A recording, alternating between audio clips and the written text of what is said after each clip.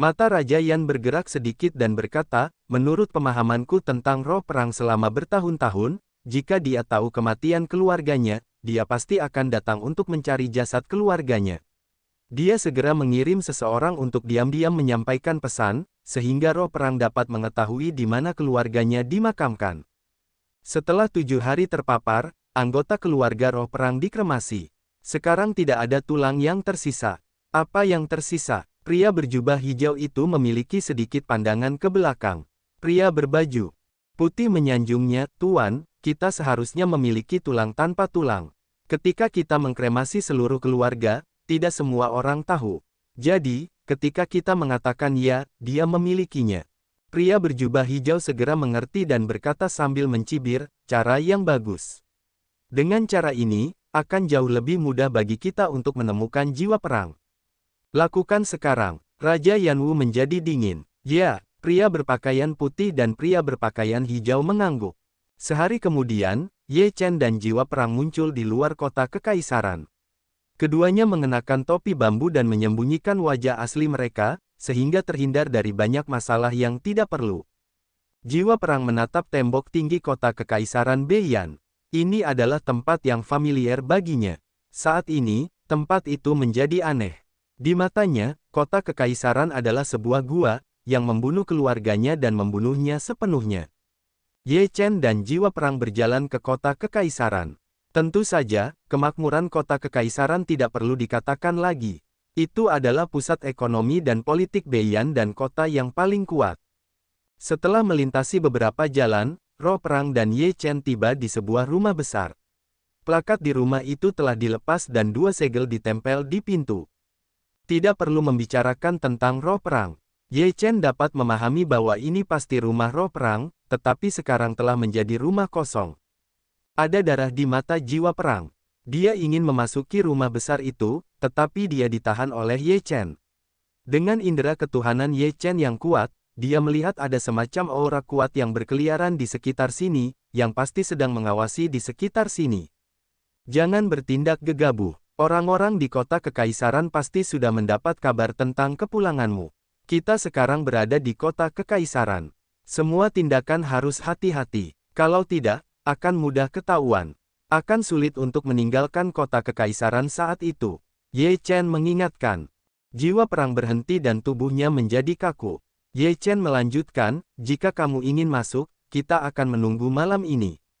Jiwa perang menekan suasana hatinya, mengangguk sedikit, dan meninggalkan halaman bersama Ye Chen. "Kita harus mencari tahu di mana keluargamu terakhir dimakamkan." Di jalan, Ye Chen berbisik. "Tanyakan pada para pengawas." Jiwa perang berkata dengan dingin. Malam tiba, kota kekaisaran masih terang, hingga lewat tengah malam, baru berangsur-angsur tenang, semua jalan tidak sedikit orang muncul. Pada saat ini, 2 sosok muncul di depan rumah dengan segel, dan kemudian menghilang. Di sekitar rumah, ada beberapa orang yang mengawasi jalan dalam kegelapan, tetapi kali ini, mereka tidak begitu fokus pada pengamatan. Di sudut rumah, seorang pria tiba-tiba melihat sosok di depan matanya. Kemudian, sebuah pedang diletakkan di lehernya. Itu sangat dingin sehingga dia menggigil dan kantuknya berkurang banyak. "Katakan padaku, di mana keluarga Jenderal Roh Perang dimakamkan?" Suara dingin itu membuat pria itu pucat dan gemetar. "Terkubur di hutan tandus di luar kota." Pria itu menggigil. "Siapa yang menyuruhmu berjaga di sini?" "Itu Perdana Menteri." Puff. Noda darah keluar dari tenggorokan pria itu jatuh ke tanah. Saat ini sosok lain muncul, berkata, "Semua sudah beres, ayo masuk." Mereka terbang langsung ke halaman. Halaman itu berantakan. Jelas bahwa mereka telah dirampok. Tidak ada yang berharga yang tersisa di sana. Itu sunyi senyap. Jiwa perang berjalan perlahan di halaman, melihat semua yang ada di depannya, hatinya sunyi tak terhingga, dan kebenciannya luar biasa. Ratusan orang terbunuh dengan cara ini. Betapa kejamnya jiwa perang menggigit giginya, dan semua kata hampir terjepit dari giginya. "Keluargamu semua dimakamkan di Huangmuling." Namun, tampaknya ini tidak sesederhana itu. Kita harus berhati-hati. Ye Chen menepuk bahu jiwa perang. "Bahkan jika itu sarang harimau, aku juga akan pergi." Dia menggertakkan giginya. Karena mereka bisa memantau di sini, mereka juga akan memantau punggungan kayu tandus. Ye Chen berkata, meskipun kita ingin pergi, kita tidak bisa ceroboh. Mereka meninggalkan halaman dan pergi keluar kota kekaisaran. Meskipun gerbang kota ditutup saat ini, bagaimana mungkin menara seperti itu menjebak orang kuat yang membangun fondasi? Keduanya meninggalkan kota kekaisaran dan datang ke Huang Wuling di bawah bimbingan roh perang. Gunung tandus ini sunyi, tidak ada jumlahnya. Semuanya adalah semak layu dan kuning. Kadang-kadang, ada beberapa burung gagak di dahan kering. Gunung Huangmu tidak besar. Ye Chen dan roh perang sedang mencari makam di punggungan kayu tandus. Kekuatan jiwa Ye Chen menyebar dan waspada terhadap lingkungan sekitar. Dia tidak bisa menyembunyikan persepsinya ketika ada angin dan rumput. Ho ho ho ho. Tiba-tiba, beberapa angin pecah datang, satu demi satu muncul di punggungan kayu tandus, semuanya memancarkan napas yang sangat kuat. Ye Chen dan jiwa perang terkejut. Total ada 6 orang. Masing-masing dari mereka memiliki lebih dari 8 lapisan kekuatan di Zujijing, dan 9 lapisan di Zujijing. Mereka sangat kuat. Tentu saja, ada jebakan. Wajah Ye Chen tenggelam. Haha, tawa dingin datang dan sesosok muncul. Itu benar-benar seorang pria berpakaian putih di istana. Pria berpakaian putih itu menatap Ye Chen dan jiwa perang dan berkata sambil mencibir, "Jiwa perang, aku tahu kamu akan datang. Apakah kamu pikir kamu mengenakan jubah? Aku tidak dapat menemukanmu." Jun Tianya, ternyata masalah ini ada hubungannya denganmu. Jiwa perang itu memenggal kepalanya dan menatap pria berpakaian putih itu dengan amarah di matanya. Jun Tianya berkata dengan senyum dingin, "Jiwa perang, itu tidak bisa disalahkan pada kita. Jika kamu tidak mati, kita semua akan tamat. Jika kau mati, itu baik untuk semua orang. Di mana keluargaku dikuburkan?" Jiwa perang meraung. "Keluargamu?" Jun Tianya berpura-pura berpikir, sepertinya sudah dikremasi, tidak ada tulang yang tersisa, dan sepertinya sudah dibuang untuk binatang buas. Lagi pula, tidak ada yang tahu kemana harus pergi sekarang. Seluruh tubuh jiwa perang bergetar, dan kemarahan yang membara keluar dan meraung, "Jun Tianya, aku harus membunuhmu dan membalaskan dendam keluargaku. Tidak seorang pun dari kalian bisa melarikan diri. Kalian seharusnya tidak melarikan diri hari ini. Berikan padaku, bunuh aku." Jun Tianya tampak dingin, dan matanya penuh dengan niat membunuh. Ye Chen berkata dengan dingin, "Mari kita lihat siapa yang tidak bisa melarikan diri." Bunuh. Jiwa perang meraung, dan kapak darah ditutupi dengan lapisan cahaya darah dingin. Di bawah pantulan cahaya bulan, itu sangat aneh, dan terbelah menuju lantai 8 salah satu dari mereka. Ye Chen penuh dengan semangat pedang dan semangat juang yang kuat. Dia sangat ganas. Dia menebas dengan satu pedang, dan cahaya pedang menembus langit. Dia sangat menakutkan. Dia membunuh seseorang di lantai 9 Zujijing. Beraninya pangkalan bangunan 7 lantai bekerja sama dengan kita. Cari kematian. 9 lapisan lingkungan pangkalan bangunan itu berteriak dingin, dan seluruh tubuhnya mengeluarkan napas tebal. Dia menepuk Ye Chen dengan telapak tangan yang kuat. Ledakan. Kedua kekuatan itu saling bertabrakan, dan cahaya pedang Ye Chen hancur, dan telapak tangannya juga tertahan. Bunuh dunia. Ye Chen memotong pedang dengan pedangnya, dan roh pedangnya meraung. Itu seperti gelombang besar. Napas membunuh dan menghancurkan pecah pada saat ini, yang sangat menakutkan. Orang kuat dari 9 lapisan fondasi bangunan itu memiliki wajah yang cerah dan minuman keras. Sebuah pedang muncul di tangannya, dan dia juga menebas Ye Chen dengan pedangnya.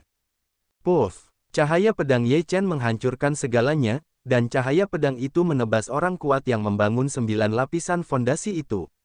Darah jatuh dan tubuhnya terbang keluar. 9 cara untuk membunuh dewa. Ye Chen mengayunkan pedangnya lagi, dan 9 pedang keluar bersama-sama dan membunuhnya di lantai 9 Zujijing. 9 cahaya pedang itu seperti 9 naga, menghancurkan langit. Di bawah malam, ada cahaya dingin, yang sangat menakutkan dan mengerikan. Bunuh. Orang kuat yang membangun lantai 9 lingkungan fondasi itu meraung, dan seluruh napas tubuhnya pecah sepenuhnya. Dia mencoba yang terbaik untuk membunuh Ye Chen. Ledakan. Kedua kekuatan itu bertabrakan, dan 9 cahaya pedang menghancurkan segalanya. 9 lapisan lingkungan pangkalan bangunan meraung ke langit dan melawannya, tetapi mereka masih menahan serangan Ye Chen. Puff! Ada bekas pedang yang mengerikan di dadanya, dan darah menjadi merah di malam hari. Kapak berdarah jiwa perang menembus malam, dan memotong ke orang kuat yang membangun lantai 8 fondasi.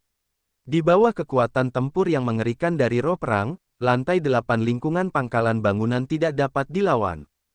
Puff! Setelah 2 gerakan, lantai 8 Zujijing terbelah menjadi 2 bagian. Orang-orang lainnya terkejut. Roh perang itu begitu ganas sehingga kapak darah itu terbunuh lagi. Itu mengerikan. Hanya tersisa 3 orang dari 6 orang kuat dengan fondasi lebih dari 8 lantai, 1 orang dengan 9 lantai dan 2 orang dengan 8 lantai. 7 bintang kembali ke 1 teknik pedang. Ye Chen mengayunkan pedangnya dan menebasnya. Roh pedang yang melonjak meraung ke arah lantai 8 lingkungan fondasi bangunan terkenal, yang tak terhentikan.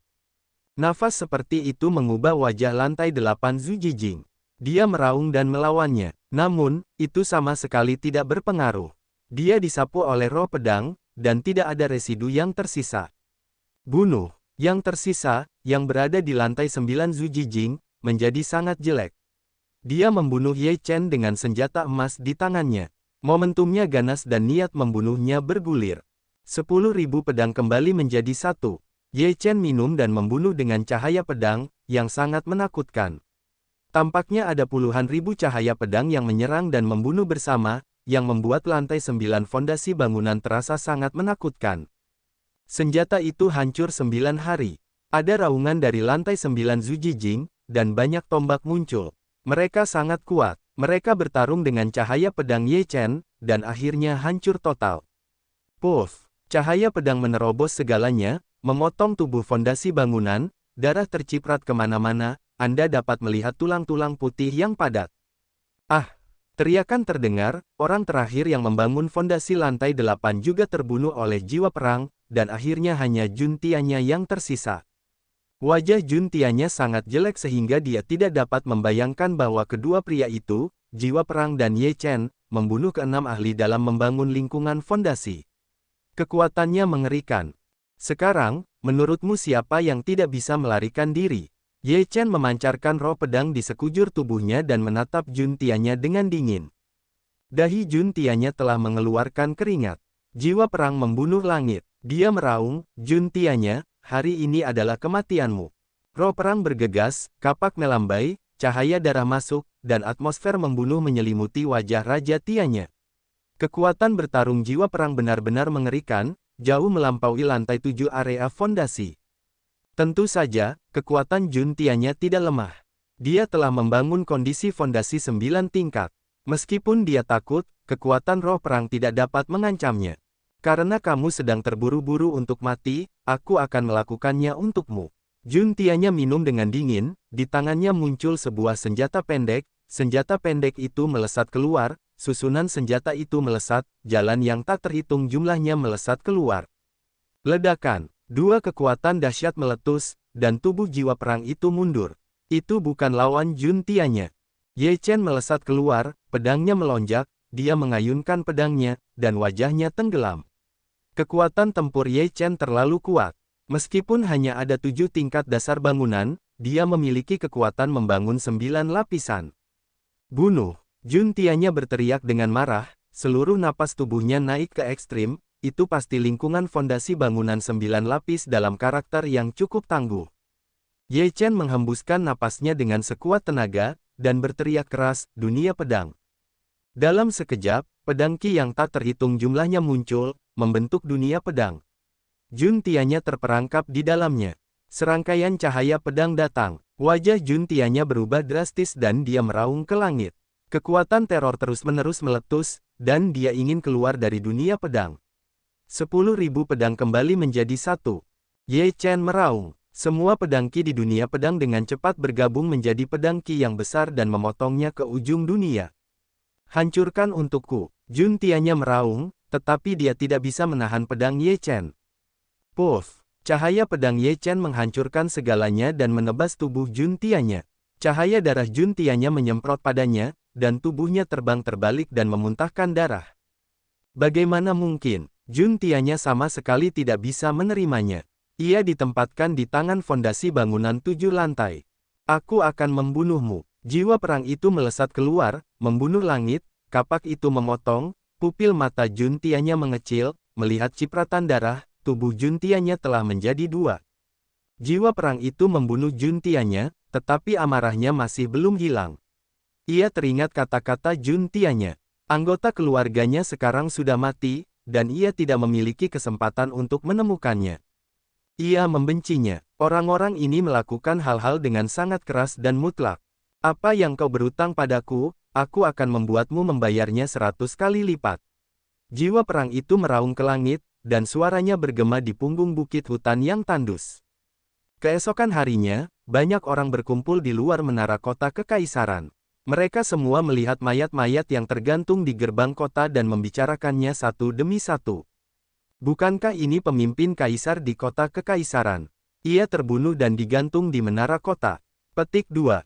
Siapa yang begitu berani? Semakin banyak orang berkumpul di menara kota kekaisaran. Kematian Juntianya mengejutkan seluruh kota kekaisaran, terutama mereka yang tahu alasannya. Kekuatan Juntianya dalam membangun 9 lapisan lingkungan fondasi telah terbunuh. Apakah kekuatan jiwa perang begitu mengerikan? Begitu banyak orang yang mati, bahkan Juntianya bukanlah lawan. Wajah pria berjubah hijau itu menjadi jelek, dan ada perasaan tidak nyaman di hatinya. Wajah Yan Wu Wang muram. Rencananya benar, tetapi dia meremehkan kekuatan jiwa perang. Kekuatan jiwa perang juga membuatnya tidak nyaman, jika dia tidak bisa menyingkirkannya, dia akan sangat menderita di masa depan. Komandan pasukan terlarang terbunuh dan jasadnya disemayamkan di menara kota kekaisaran. Ini bukan masalah kecil, ini terkait dengan keagungan keluarga kerajaan. Raja Yan marah dan mewariskan dekret. Dia harus menangkap pembunuhnya untuk menunjukkan keagungan kerajaan. Seluruh kota kekaisaran, jalan-jalan dan gang-gang, semuanya ditempel dengan pengumuman Huang Bang, menginginkan jiwa perang pengkhianat. Pengkhianat, pengkhianat, pengkhianat, pengkhianat, pengkhianat, antek, pembunuh, pembangkang keluarga kerajaan, kekejaman terhadap rakyat jelata, para penjahat ini sulit ditoleransi. Jika ada yang menemukannya, mereka harus melapor ke polisi. Banyak orang memperhatikan pengumuman itu. Ada gambar jiwa perang di daftar kaisar. Namun, itu adalah penampakan jiwa perang di masa lalu, tetapi sekarang telah menjadi lebih banyak perubahan, dan tidak ada kekuatan heroik seperti di masa lalu. Aku tidak menyangka bahwa Marsekal Agung yang terkenal itu akan mengkhianati negaranya dengan musuh. Konon Marsekal Agung Yan Ziling dibunuh olehnya, dan sekarang dia telah membunuh komandan pasukan terlarang. Apakah dia mencoba memprovokasi keluarga kerajaan? Apakah kita akan binasa? Orang seperti itu, terlalu penuh kebencian, sama sekali tidak bisa membiarkannya hidup. Atau kita semua akan hancur. Beberapa orang marah di antara kerumunan. Ya, kita harus menemukannya dan membunuhnya. Dengan satu orang memimpin, orang lain juga berteriak, tidak ada gunanya berpendapat. Ye Chen dan jiwa perang ada di antara kerumunan, mengenakan jubah, tidak ada yang bisa melihat wajah asli mereka. Kedua pria itu menatap kerumunan dengan penuh kemarahan, keduanya dengan amarah. Setelah berjalan keluar dari kerumunan, semangat-semangat perang menjadi lebih kuat, dan mereka ingin segera membunuh orang yang telah menjebaknya. Orang-orang ini tidak tahu kebenaran dan mudah terprovokasi. Sekarang kita sangat pasif dan tidak boleh tinggal di kota kekaisaran, kata Ye Chen. Jiwa perang berkata, kita tidak bisa pergi sekarang. Masih ada orang yang belum terbunuh. Perdana Menteri, Ye Chen sangat memahami pikiran roh perang. Ya, aku tidak bisa membunuh Raja Yan Wu sekarang. Aku masih bisa membunuh Perdana Menteri. Jiwa perang berkata dengan dingin. Ye Chen berkata, baiklah, sebelum kita pergi, kita bisa mendapatkan semua hutang yang bisa kita dapatkan kembali. Keduanya sepakat bahwa mereka akan diam-diam memasuki bekas kediaman roh perang pada siang hari, menunggu datangnya malam. Saat itu sudah larut malam, dan lampu masih terang di rumah Perdana Menteri. Ada banyak penjaga patroli yang datang dan pergi, dan mereka dijaga ketat. Mungkin karena Juntianya yang membuat Perdana Menteri merasa terancam. Penjaga keamanan kantor Perdana Menteri telah bertambah banyak, dan frekuensi patroli juga meningkat banyak. Mereka berpatroli sepanjang waktu. Di sebuah rumah mewah, seorang pria berusia lebih dari 50 tahun mondar-mandir di kamarnya. Dia tidak bisa tidur. Dia memiliki semacam kegelisahan di hatinya.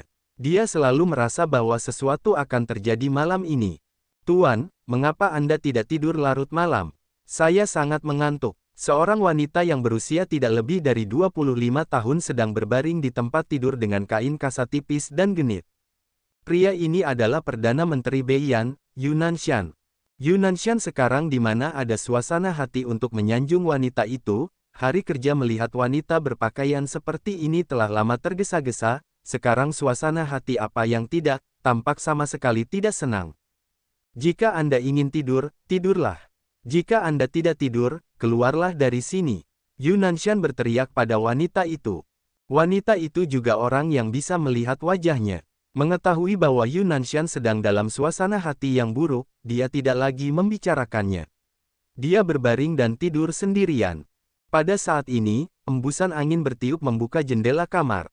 Yu Nanshan terkejut. Dia merasa ada seseorang yang memasuki kamar.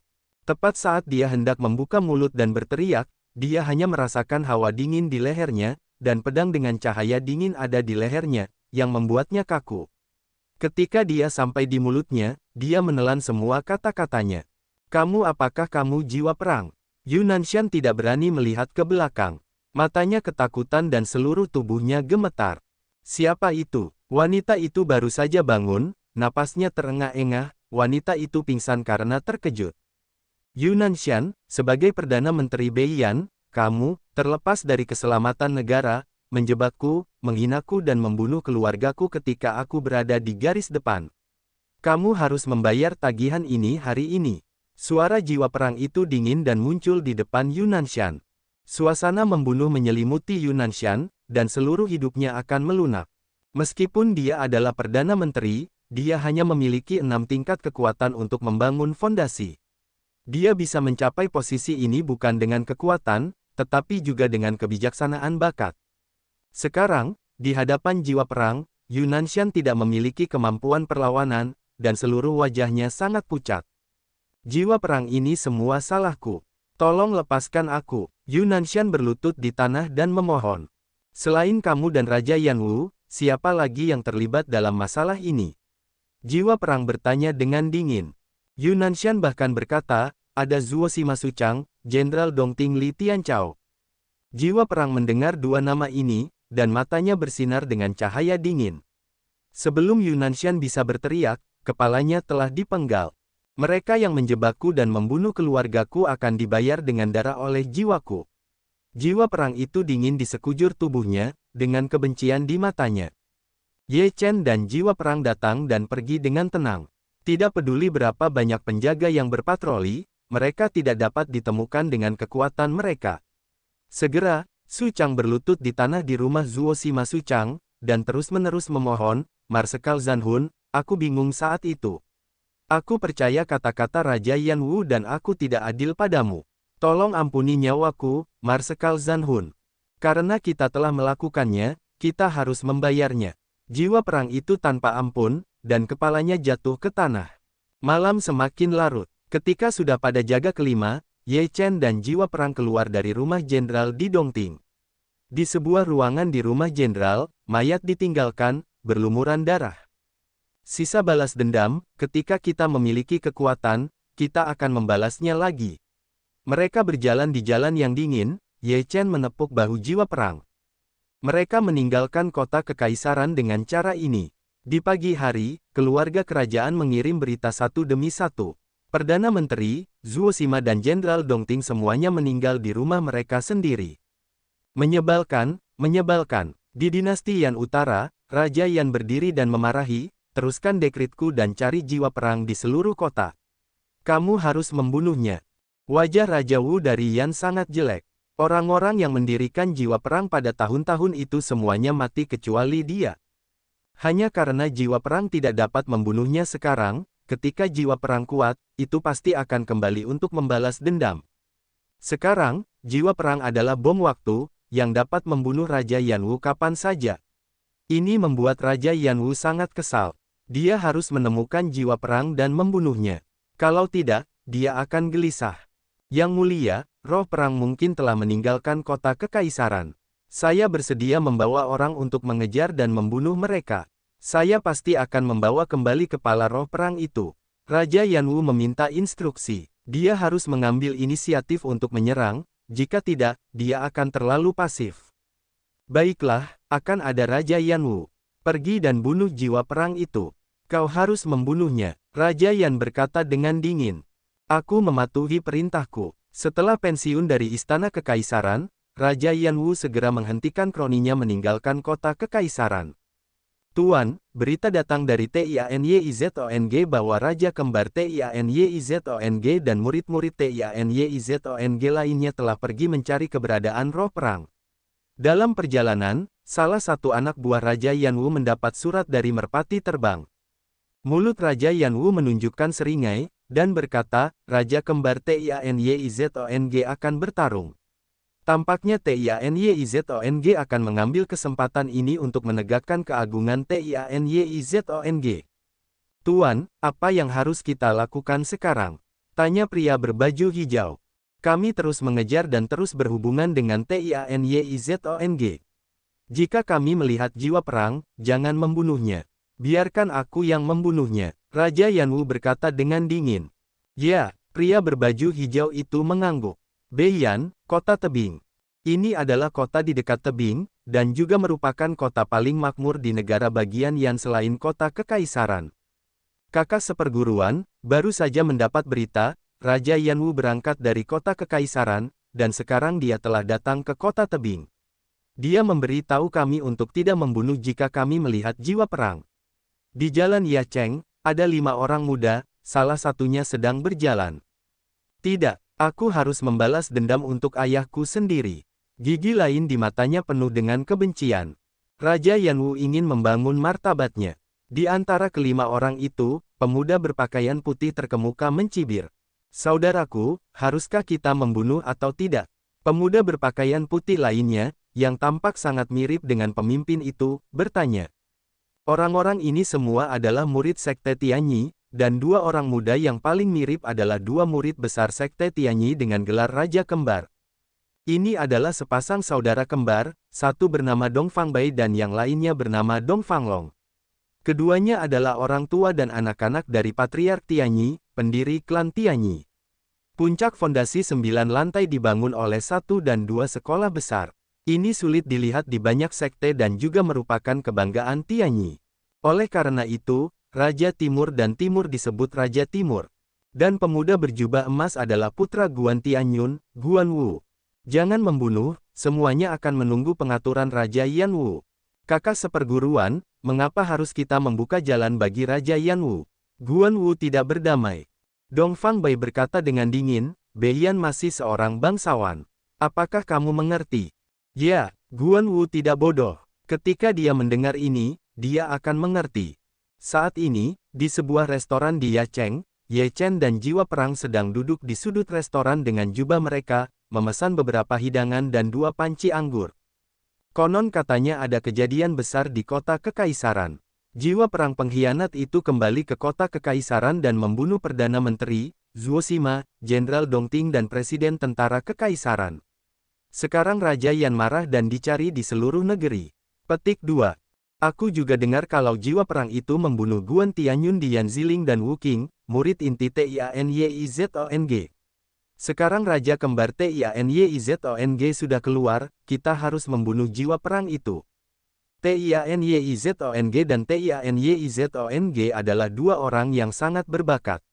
Kalau Raja Kembar itu tumbuh dewasa, TIANYIZONG pasti akan sangat mengerikan di masa depan.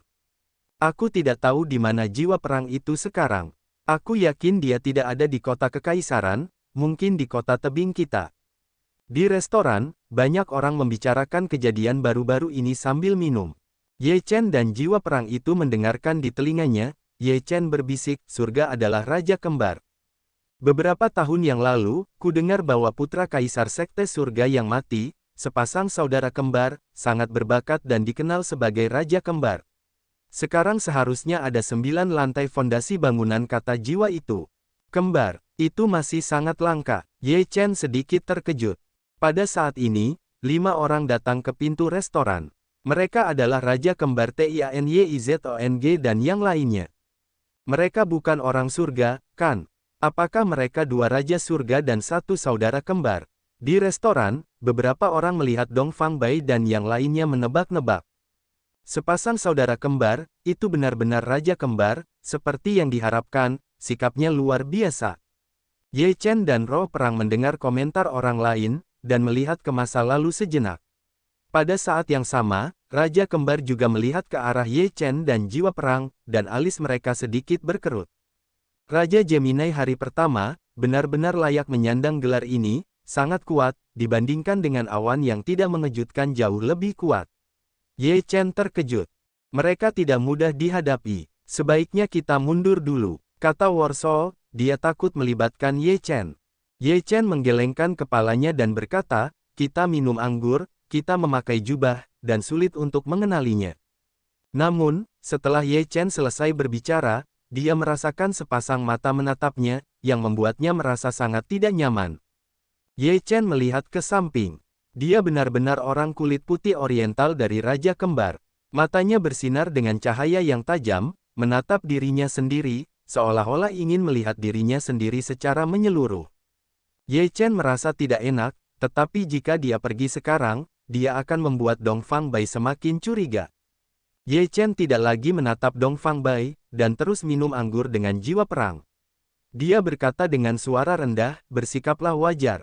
Jika kita ketahuan, kita akan segera pergi. Kita tidak bisa mencintai perang. Jiwa perang mengangguk sedikit, dan mereka minum seolah-olah tidak terjadi apa-apa. Pada saat ini, Dong Fang Bai bangkit dan berjalan menuju Ye Chen dan jiwa perang, dan berkata dengan dingin dan angkuh, kalian berdua, ada apa di siang bolong? Apakah kalian perlu mengenakan jubah? Apakah ada aturan bahwa kita tidak boleh mengenakan jubah di siang bolong? Dunia ini sangat kacau sehingga kalian dapat berhati-hati untuk membuat kapal itu berusia 10.000 tahun. Suara serak Ye Chen berkata, menurutku kau mencoba menyembunyikan sesuatu. Lepaskan jubahmu. Dong Baihan mendengus dingin. Saat ini, semua orang di restoran itu melihat ke arah Ye Chen dan jiwa perang. Mereka tidak mengerti mengapa Dong Fang Bai tiba-tiba membuat masalah dengan kedua orang ini. Bagaimana jika aku tidak melakukannya? Suara Ye Chen acuh tak acuh. Jika kau tidak melakukannya, aku akan melakukannya sendiri, tetapi hanya ada jalan buntu. Hari yang baik, seorang Raja Gemini. Dasar pengganggu, Ye Chen mencibir. Tiba-tiba cahaya pedang keluar dari tubuhnya, dan kecepatannya mencapai ekstrim. Dong Fang Bai mendengus dingin, seolah-olah dia sudah bersiap sejak lama. Tubuhnya cepat mundur, dan kekuatan spiritualnya yang kuat meledak dalam sekejap.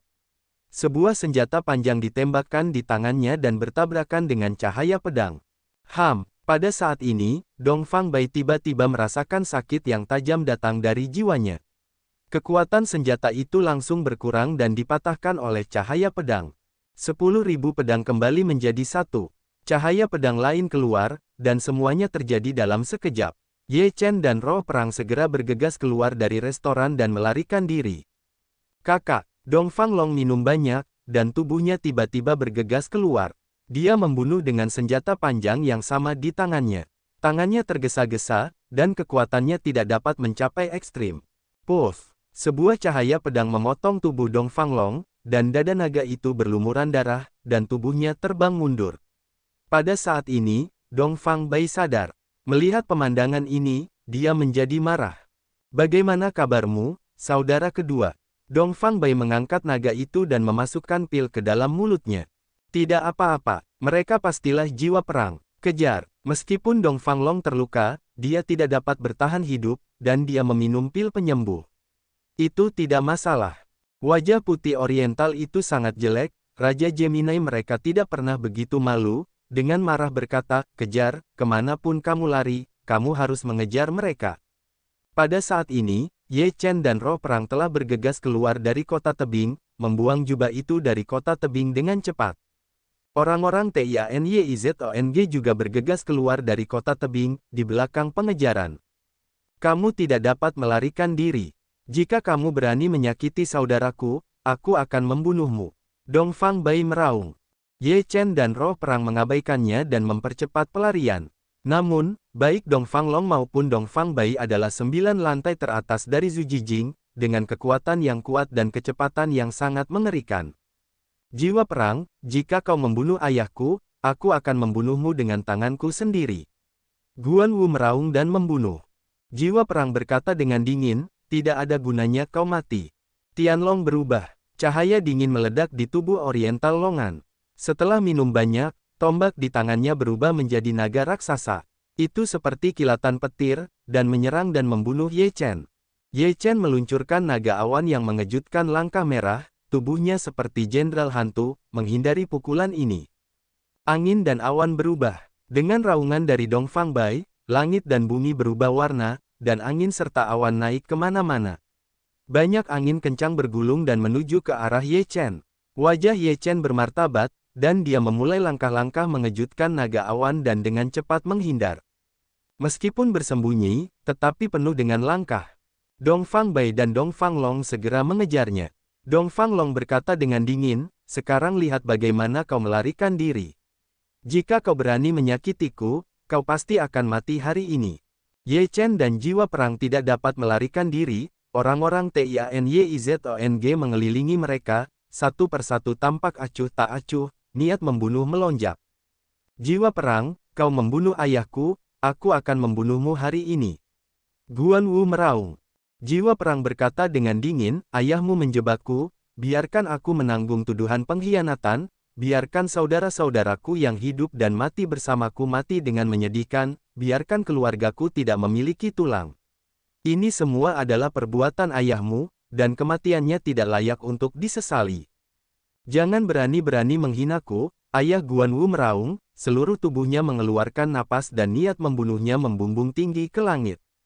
Guan Wu bahkan membangun 8 tingkat kekuatan, tidak heran Guan Tianyun begitu yakin bahwa dia akan membalas dendam.